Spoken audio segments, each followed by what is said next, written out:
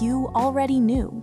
You knew before the last message, before the last time they canceled plans, before the silence stretched so long it stopped feeling like silence and started feeling like an answer.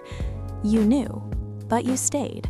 You tried harder. You made yourself smaller, then louder, then whatever you thought they needed you to be.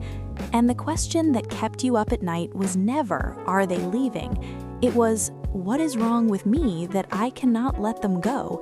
That question has an answer, and it goes back much further than this relationship. Part 1. The relatable scenario. Imagine this. You meet someone.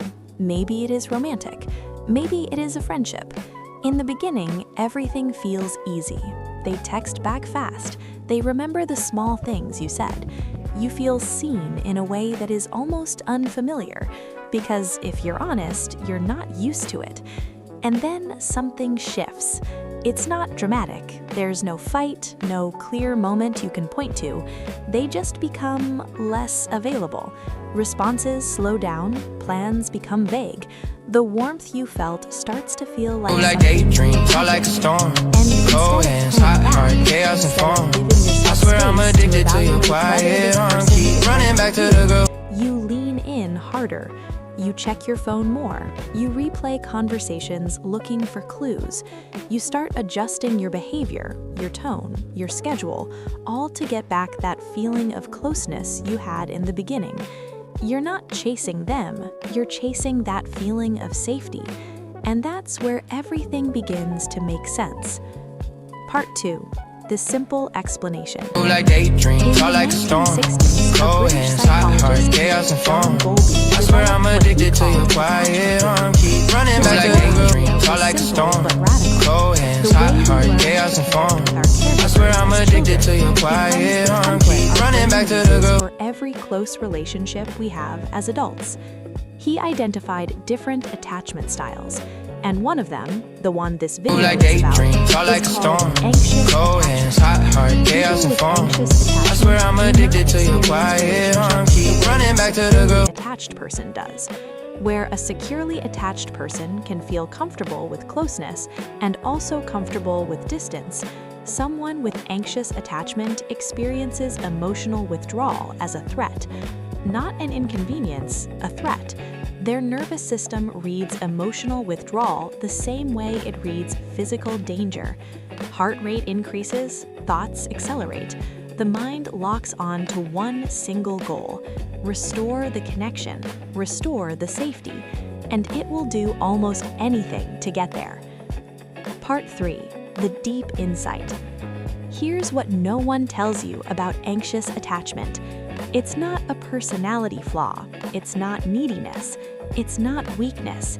It's a survival strategy you learned before you had words. Think about it this way.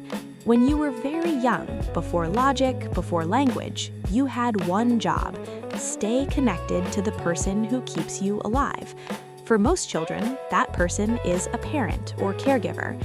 Now imagine that caregiver was inconsistent, not necessarily cruel, not necessarily absent, just unpredictable. Some days warm and present, other days distracted, cold, overwhelmed, unavailable. And you, as a small child, could not understand why. You couldn't think, my parent is going through something difficult right now. You could only feel the withdrawal and conclude at a pre-verbal level that the withdrawal was caused by you. So your nervous system learned a rule. Closeness is not guaranteed. It must be earned. And if you feel it slipping, fight for it. Do not rest. Do not let go. Because if you let go, you lose everything. That rule kept you safe as a child. It's destroying your relationships as an adult. Part 4. Real-life examples. Let me show you what anxious attachment actually looks like, not in a textbook, but in a Tuesday afternoon. It looks like sending a message and then immediately wondering if the tone was wrong, resending it with a clarification no one asked for. It looks like your partner saying, "I need some space tonight," and your body responding like they said, "I'm leaving you forever." It looks like doing enormous emotional labor for people who give very little back and telling yourself that if you just try harder, eventually they'll show up the way you need them to. It looks like a pattern. You're drawn again and again to people who are emotionally unavailable, not because you enjoy the pain, but because their inconsistency feels familiar. Familiar feels like home, even when home was never really safe. And here's the part that's hardest to hear. The people who are consistently kind, consistently available, consistently interested in you, they often feel boring, too easy, not quite real, because your nervous system learned to associate love with uncertainty, and certainty to an anxiously attached person can feel almost suspicious. Part 5. The twist.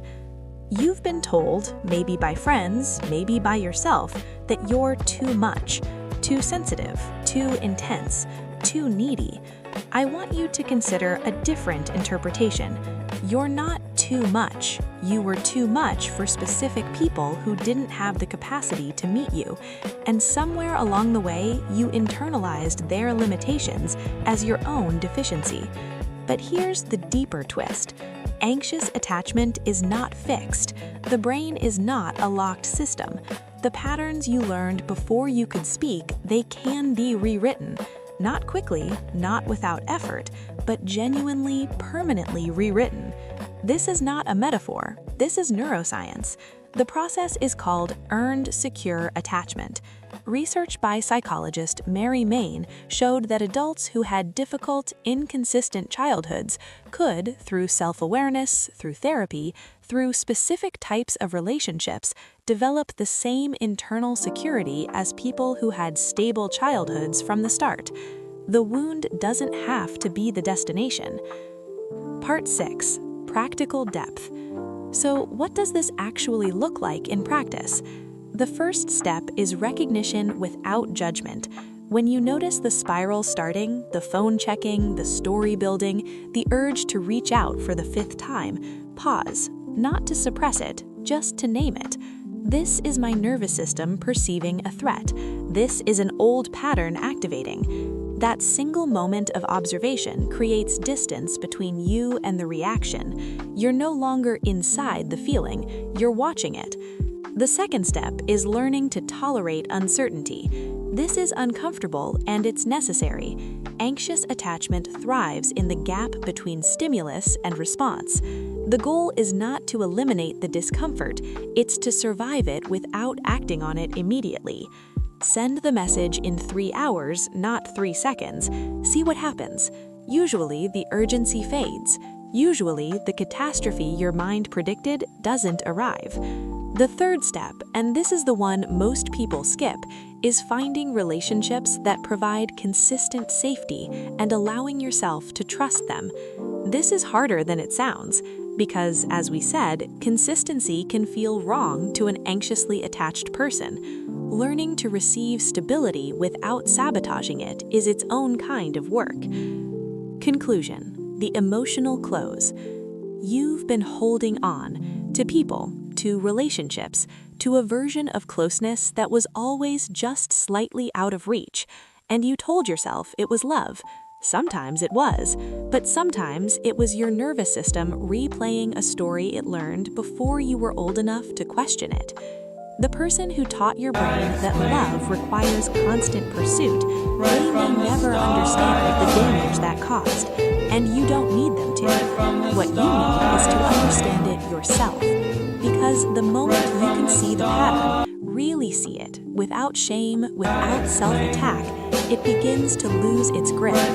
You weren't born anxious, you were born human, and you adapted to the environment you were given. Now you get to choose a different adaptation, and that, for the first time, is entirely up to you.